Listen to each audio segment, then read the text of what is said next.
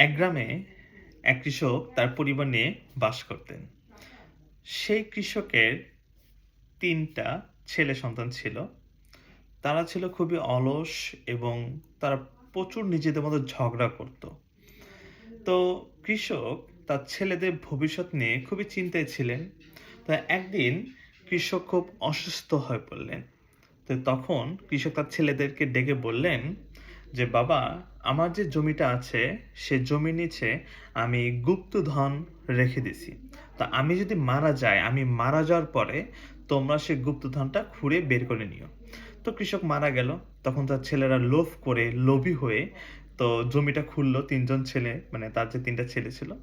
জমিটা খুঁড়তে, খুঁড়তে কোনো গুপ্তধন পাচ্ছে না। কিন্তু এর মধ্যে জমিটা খোঁড়া শেষ। তো তখন তারা ভাবলো, আমরা তো কোনো গুপ্তধন পেলাম না। কিন্তু এখানে যে আমরা খুঁড়ছি, মানে জমিটা যে খনন করা হইছে, তো এখানে আমরা তাহলে একটা আমরা ফসল ফলাই আরকি। তখন তারা বীজ বপন করলো।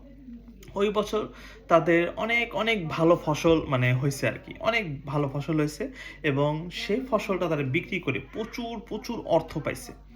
তখন তারা বুঝতে পারছে যে বাবা তাদের জন্য কোন গুপ্তধনটা রেখে গেছিল। তো আমরা এখান থেকে এটা বুঝতে পারলাম যে আসলে শর্টকাটে ধনী বা বড়লোক হওয়া যায় না। যারা পরিশ্রম করবে, অলসতা বাদ দিয়ে পরিশ্রম করে যে টাকাটা উপার্জন করবে, এটাই হচ্ছে বুদ্ধিমানের পরিচয়। ধন্যবাদ সবাইকে।